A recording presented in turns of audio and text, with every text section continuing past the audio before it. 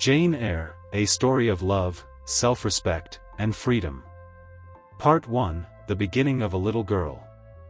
The night was strangely quiet. Cold wind drifted outside. Soft sounds tapped against the window glass. But inside the house, a little girl sat silently. There was a book in her hands. She looked as if she was reading. But in truth, she was hiding. Because in this house, there wasn't much space for her. That girl's name was Jane. A very ordinary name. But her life was anything but ordinary. Jane was still very young. And at that age, she had already learned something important. Not every child grows up the same way. Some children grow up surrounded by love. And some grow up carrying a feeling that every single day, they belong to no one. Jane belonged to the second group. Her parents were gone. Even their memories had become blurry to her. She only knew once there had been a family. Now there wasn't. After that, she was taken to live at her aunt's house. Mrs. Reed. It sounds comforting. You would think a relative would take care of her. But reality was different. Mrs. Reed saw Jane as a responsibility, not as someone to love. The other children in the house had good food, new clothes, games, laughter. And Jane? She stayed apart. As if she didn't truly belong in the same home. No one asked her, "How are you feeling? Do you need anything? Did you eat?" Slowly, Jane learned something. When nobody gives you a place in their world, sometimes you have to create a world inside yourself. For Jane, that world was books. She read quietly. And while reading, she imagined maybe one day life would become different. Maybe one day someone would look at her and say, "You matter too." But that day was still far away. One afternoon, everything changed. Jane was sitting by the window reading. Just then, her cousin John Reed appeared. John was older. And he knew something. Inside this house, he had power. He didn't like Jane. Why? There wasn't really a reason. Some people feel stronger by hurting someone weaker. John was one of those people. He snatched the book from Jane's hands. He showed anger. He insulted her. And suddenly, he threw the book at her. Jane got hurt. It struck her head. Tears filled her eyes. But this time, she stayed silent no longer. She protested. She said, "You cannot treat me like this." Just one sentence. But in that time, for someone like Jane, it was a very big thing. And the result? Punishment. And the name of that punishment, the Red Room. Part 2, Lowood School and the Lessons of Pain. After the Red Room incident, Mrs. Reed decided she had had enough. She no longer wanted Jane in the house. So a decision was made. Jane would be sent away to a boarding school. Its name was Lowood School. When Jane first heard the news, she didn't know how to feel. She was afraid. But somewhere deep inside, there was also hope. Maybe this new place will be different. Maybe she would finally belong somewhere. Maybe people would see her. The day she left, the weather was cold. Jane sat quietly during the long journey. She watched the world outside the carriage. Everything felt uncertain. She was leaving the only place she had known, even if that place never truly felt like home. Hours later, she arrived. Lowood School stood quietly under the gray sky. Large, simple, strict. At first glance, it didn't feel welcoming. But Jane told herself, this is a new beginning. The first days were difficult, very difficult. The school followed strict rules. Students woke up early. Meals were small. Rooms were cold. Life moved with discipline. Sometimes the food wasn't enough. Sometimes the weather made everything harder. The girls rarely complained, as if they had already accepted it. But Jane struggled. She wasn't used to this life, and once again, she felt alone. Then one day, she met someone, a girl named Helen Burns. Helen was calm, thoughtful, and very different from everyone else. She never argued, never fought, even when she was treated unfairly. She stayed quiet. Jane couldn't understand. One day she asked, "Why don't you defend yourself?" Helen smiled, then softly said, "Life becomes heavier when we carry anger everywhere." Jane stayed silent. She had never heard someone speak like that before. Slowly, they became close. Helen listened to Jane. She never judged her. For the first time, Jane felt understood. They spent time together, talked, read, shared thoughts. Helen taught Jane something important. Strength does not always look loud. Sometimes, real strength looks quiet. But life at Lowood remained difficult. Winter felt endless. The school conditions became worse. Students became sick, and fear slowly spread. One day, Helen became ill. Jane refused to believe something serious was happening. She stayed beside her, talked with her, hoped, but deep inside, she knew. That night, Helen quietly passed away. Jane sat there in silence, unable to accept it. She had lost the first true friend of her life. That moment changed Jane. She realized, people may leave, life may become unfair, but memories stay, and love stays. Helen's kindness remained inside her. Instead of becoming angry, Jane became stronger. She decided she would continue. She would learn. She would grow. Years passed. Jane stayed at Lowood. She studied hard, worked harder, and eventually, she became a teacher there. The little girl who once arrived scared and lonely was now standing in front of students, teaching, guiding, living. But something inside her had changed. She no longer wanted to simply survive. She wanted more.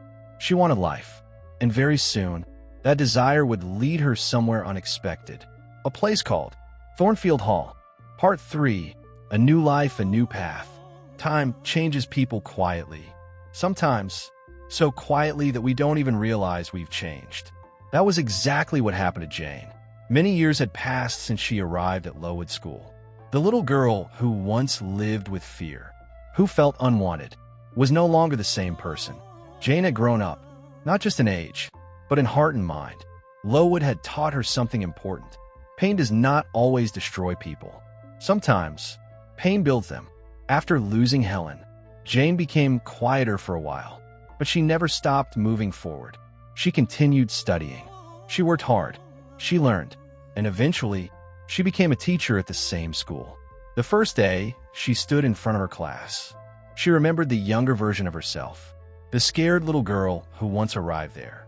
Now, that same girl was teaching others. For Jane, that meant something. Days passed, months passed, years passed. From the outside, everything seemed fine, but inside, a question slowly started growing. Is this all? Is this what my life will always be? The same routine, the same walls, the same days. Jane realized something.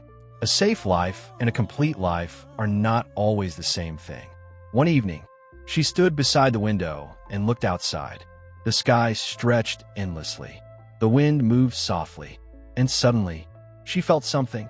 The world was too big, too wide, too full of possibilities. Why should she remain in one place forever? That night, Jane made a decision. She would search for a new life.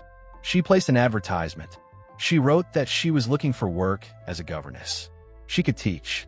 She could guide children. A few days later, a reply arrived. There was a position available at a large house. Its name was Thornfield Hall. Jane read the letter more than once. She felt excitement, fear, curiosity, hope, and uncertainty, but she accepted. The morning she left, she did not carry many things. A few clothes, a few books, and years of memories. Before leaving, she looked back one last time. Lowood had given her many things. Pain, lessons, strength. But now, it was time to go. The carriage moved slowly. Roads changed. The world outside changed. Jane looked through the window and wondered, what is waiting for me?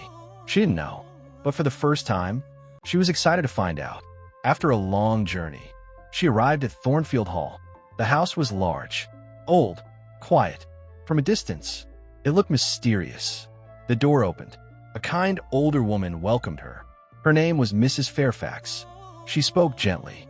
Jane noticed something unusual. It had been a long time since someone spoke to her so kindly. Mrs. Fairfax showed her around the house. Everything looked beautiful, but strangely, everything also felt silent. Jane asked, "Where is the owner of the house?"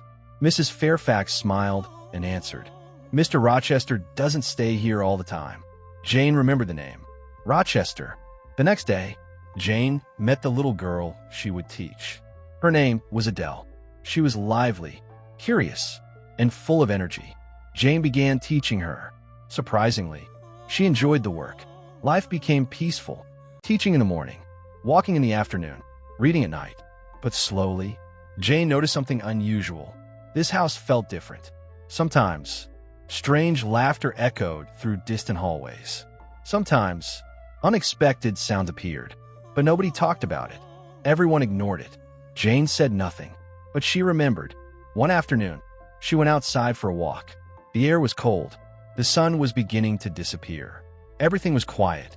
Then suddenly, she heard the sound of a horse. Someone was riding toward her. Without warning, the horse slipped. The rider fell. Jane immediately ran to help. The man looked serious, a little irritated, but injured. Jane helped him stand. He looked at her and asked, "What do you do here?" Jane answered, "I am a governess." The man stared at her for a moment. Then he rode away. The encounter felt strange, but Jane didn't think too much about it. That evening, during dinner, she learned something surprising. The man she had helped was none other than the owner of Thornfield Hall, Mr. Rochester. Jane became quiet. Her first impression remained in her mind. This was not an ordinary man. There was something unusual about him, something difficult to explain, but she had a feeling meeting him was going to change her life. And she had no idea. This was only the beginning. Part 4. The Mystery of Thornfield Hall and the Arrival of an Unusual Man. Several weeks passed after Jane arrived at Thornfield Hall. Slowly, she began adjusting to her new life, teaching Adele in the mornings, reading in the afternoons, walking through the gardens. Everything appeared calm from the outside, but somehow, the house never felt completely normal. It felt as if the walls held old stories, secrets, memories that nobody wanted to talk about. And now, Jane had become part of that place. After Mr. Rochester returned, the atmosphere of the house changed. Nobody openly said anything, but everyone seemed more alert, more careful. Soon, Jane officially met him. She expected someone distant, elegant, formal, but the man she met was different. Mr. Rochester was not overly polite, but he wasn't rude either. He spoke in a way that made people feel. He was trying to understand them. When Jane entered the room, he looked at her quietly for a few seconds, then asked, "Are you happy here?" The question surprised her. Jane thought for a moment, then answered, "I am at peace here." Mr. Rochester smiled slightly. Peace and happiness are not always the same thing. Jane said nothing, but she remembered those words after that. They started talking more often. At first, about Adele, then about books, life, travel, dreams, ideas. Jane noticed something strange. He listened, not because he had to, but because he genuinely wanted to know what she thought. That feeling was unfamiliar to Jane. Part 5. Silent Feelings, Invisible Distance, and the Beginning of an Impossible Love.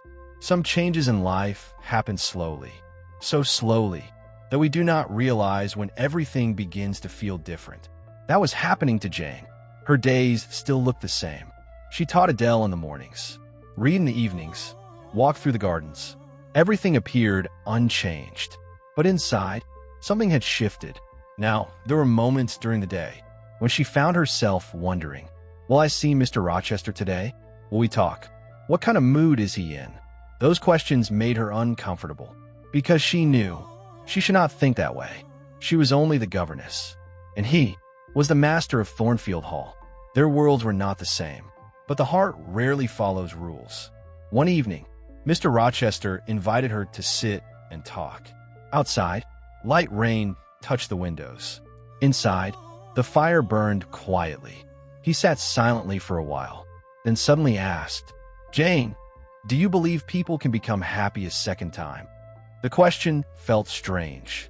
Jane thought for a moment, then answered, I think they can, but first, they must be honest with themselves. Mr. Rochester stayed quiet, then smiled slightly. You often speak as if you understand more than most people. Jane gave no answer, but she felt there was something he wanted to say, something he never finished. Over the next few days, his behavior became difficult to understand. Sometimes, he spoke warmly. Sometimes, he became distant. Some days, he disappeared completely. Other days, he wanted long conversations. Jane tried not to think about it, but by then, it was already too late. Her feelings were changing. Then, new guests arrived at Thornfield Hall. There were gatherings, conversations, music, laughter. Among them, there was a woman named Blanche Ingram. She was elegant, beautiful, confident. Many people believed she and Mr. Rochester would marry. At first, Jane ignored it, but slowly, she noticed something. Mr. Rochester spent time with Blanche. People talked. People joked. Everyone seemed certain. Jane remained silent, but inside, something hurt. She asked herself, why does this hurt? She was nobody, only a governess. One evening, everyone gathered together. Jane sat quietly at a distance. She watched. Mr. Rochester and Blanche were talking. People laughed. The room felt warm. But inside Jane, everything felt empty.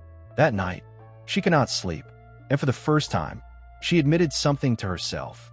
She had fallen in love.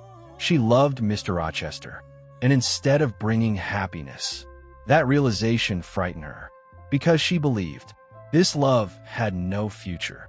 The next day, she changed.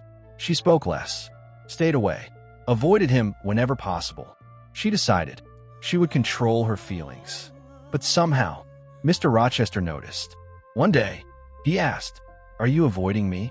Jane answered, "No."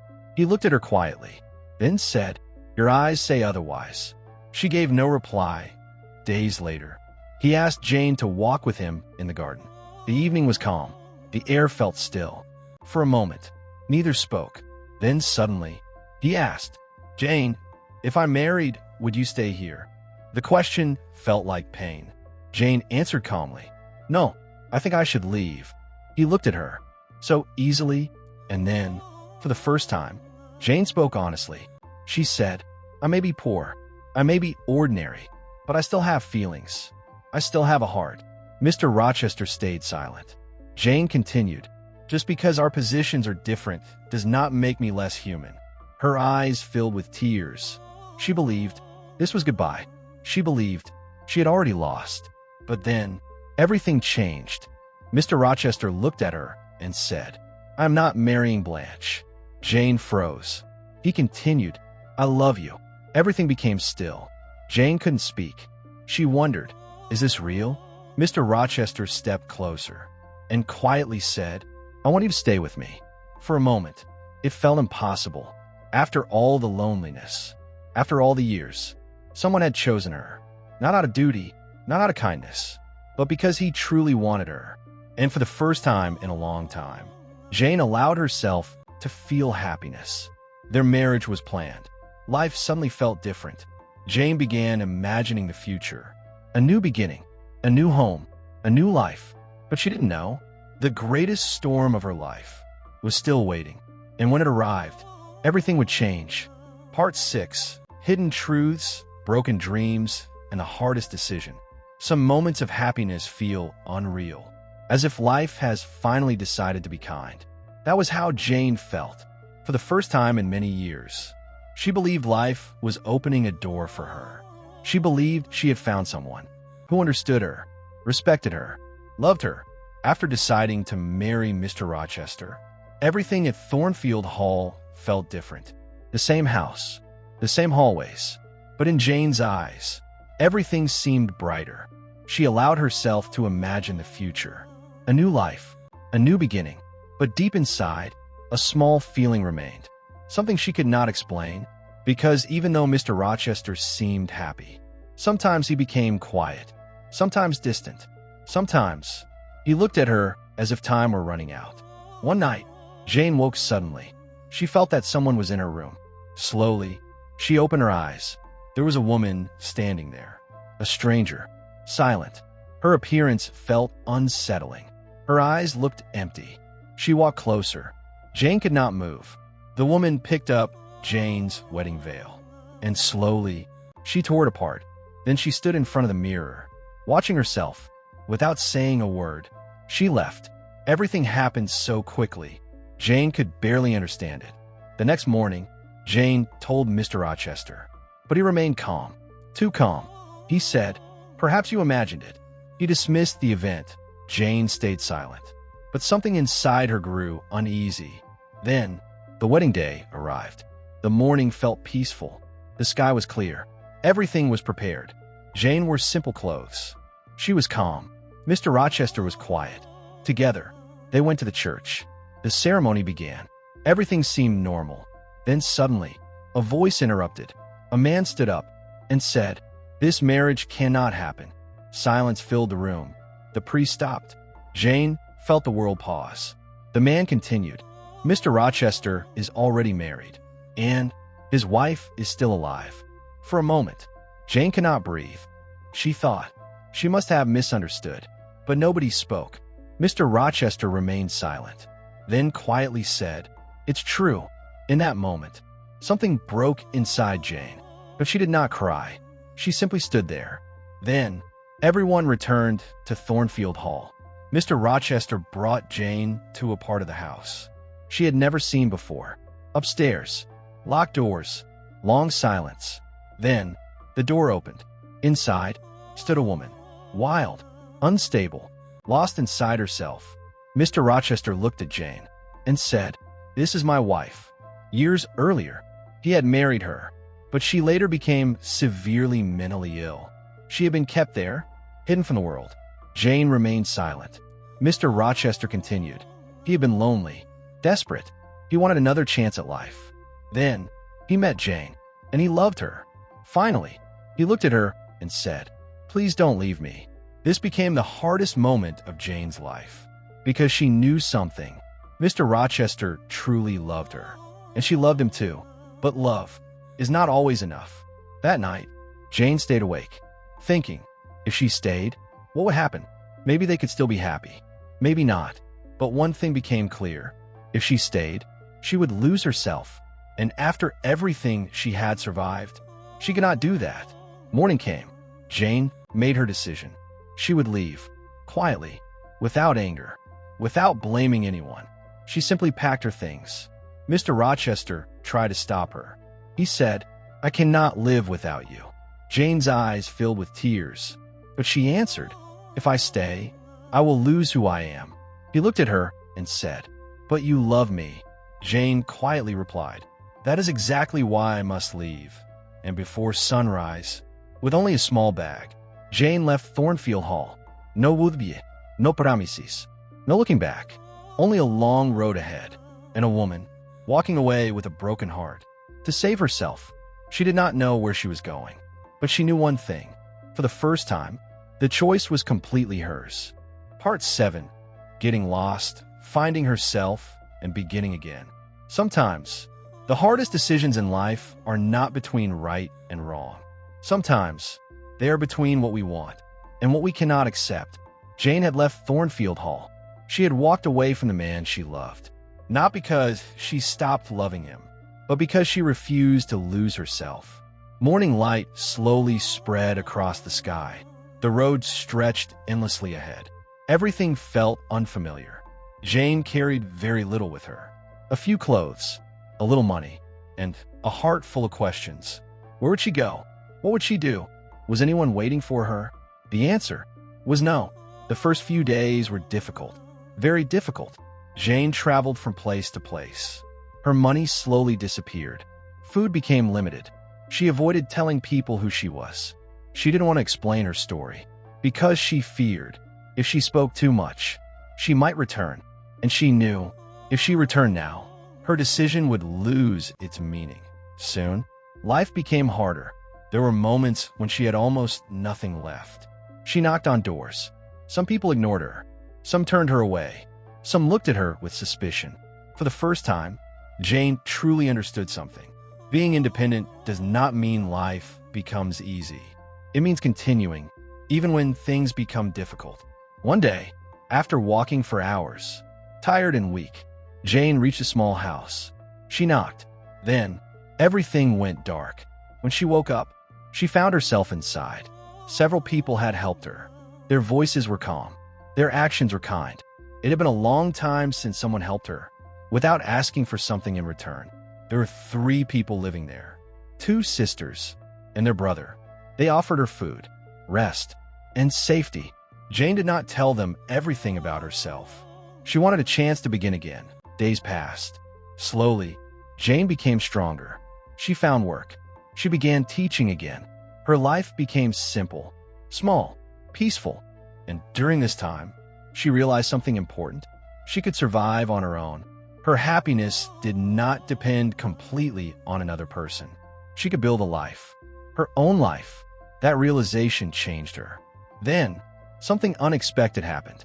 Through a strange turn of events, Jane discovered the people who had helped her were actually connected to her family. For the first time, she realized she was not completely alone. And that wasn't all. She also inherited money. Suddenly, everything changed. She was no longer helpless. She no longer depended on anyone. Now, she had choices, freedom, a future. Many people would think this is where the story ends. Jane became independent. She found peace. She built a new life. But hearts are not that simple. Jane tried moving forward. But sometimes, late at night, she remembered Thornfield. She remembered Mr. Rochester. She wondered, is he well? Does he still think of me? Or is everything over? Then, one day, she felt something strange. Not a voice, not a sound, just a feeling, as if something inside her called her back. She couldn't explain it, but she could not ignore it either. So after thinking carefully, she made another decision. She would return, not because she needed someone, not because she was weak, but because this time, she wanted to go. This time, she was returning by choice, with her own strength, with her own identity. When she finally reached Thornfield, she stopped. Something felt wrong. From far away, she saw it. The house was gone. The place she once knew had become ruins. Dark walls, burned wood, silence. Jane stood frozen. Her heart began beating faster. Had she returned too late? She asked people nearby, and slowly, she learned the truth. There had been a fire. Everything had changed. And Mr. Rochester, something had happened to him. Jane looked ahead, and she knew her story was not over yet. Part 8, final part returning, choosing love and finding peace. Some places become more than places. They become memories, a part of who we are, a chapter we never fully leave behind. When Jane stood in front of Thornfield once again, it felt as if she were standing in front of her own past. But this was not the Thornfield she had left behind. The house that once held light now stood silent, burned, broken, empty. Jane remained still for a long moment. It felt impossible. Everything that had once seemed permanent was gone. But one question remained. Where was Mr. Rochester? She asked the people nearby. Slowly, she learned what had happened.